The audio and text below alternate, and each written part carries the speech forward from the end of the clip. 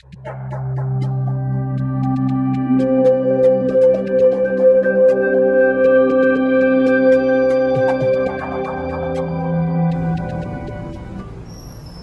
Lord be with you. A reading from the Holy Gospel according to Mark. On leaving the synagogue, Jesus entered the house of Simon and Andrew with James and John. Simon's mother-in-law lay sick with a fever. They immediately told him about her. He approached, grasped her hand, and helped her up. Then the fever left her, and she waited on them. When it was evening, after sunset, they brought to him all who were ill or possessed by demons. The whole town was gathered at that door. He cured many who were sick with various diseases, and he drove out many demons, not permitting them to speak because they knew him. Rising very early before dawn, he left and went off to a deserted place where he prayed. Simon and those who were with him pursued him, and on finding him said, "Everyone is looking for you." He told them, "Let us go on to the nearby villages, that I may preach there also. For this purpose have I come." So we went into their synagogues, preaching and driving out demons throughout the whole of Galilee. This is the gospel of the Lord.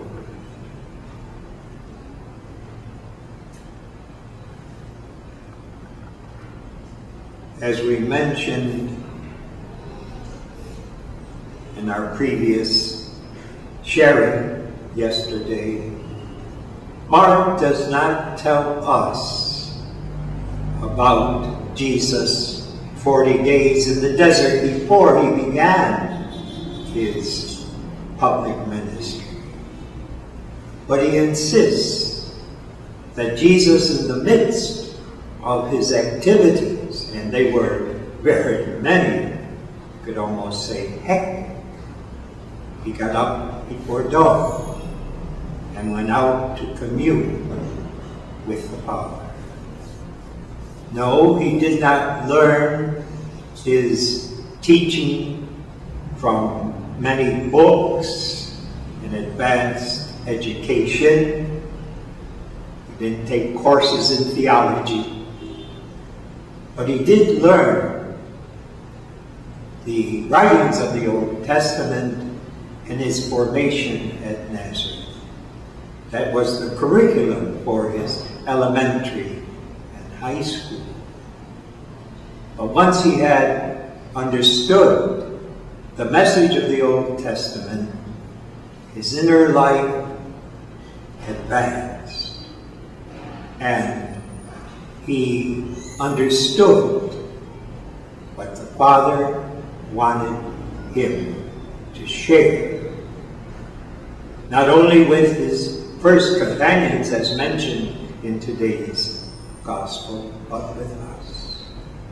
He says in the Gospel of St. Matthew, "No one knows the Father but the Son, and no one knows the Son but the Father, and those to whom the Son wishes to reveal him."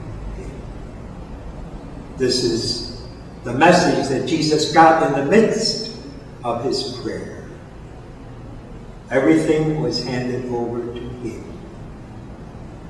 And we learn, therefore, that his Father is what we could call a divine lover, who created us who is guiding us and who loves us so much that, as we learn in the Gospel of St. John in the 3rd chapter, the 16th verse, he loved us so much that he sent us Jesus, that we might not be lost, but be saved.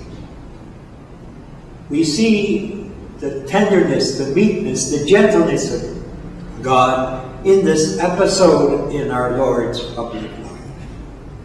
Try through your imaginations to see Jesus visiting the family, the home of Peter, with Andrew, James, and John. Mark is symbolizing Jesus' closeness to us as he approaches the mother-in-law of Simon, St. Peter.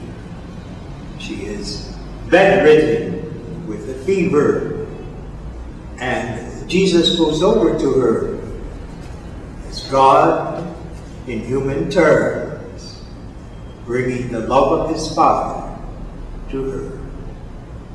And he doesn't just command the fever to leave. He reaches out, grasps her by the hand, and lifts her up. Sign of the resurrection that will come in our own life when Jesus takes us to our eternal reward, our eternal destiny in heaven. He is present now in the Gospel of St. Mark, healing and revealing. But it is interesting, the comment of St. Mark after this woman, the mother-in-law of Peter, was healed. As a good mother, as a good woman, she immediately waited on her guests. Therefore, her health was not something that she enjoyed by herself in isolation. She would make them happy by being a good hostess to her son-in-law's new master, Jesus, and the other disciples who were with him. A symbol, again, of our own Christian vocation. Jesus tells us, if you love me, you must love those whom I love in the way I love them. This is what Jesus was preaching by not only what he said, but his whole lifestyle. He had a tender, loving, sensitive heart. He wanted to make the family of Simon Peter happy by curing this woman. She again reveals, as we must reveal to Jesus, that we're doing what is good for others, as well as thanking God for the healings we have received.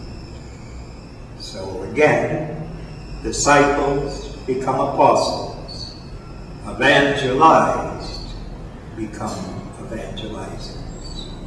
This is the insight of the teaching and spirituality of the modern world. Our faith is not something we reserve for the church or chapel. Our faith is shared in what we do for others because we love them.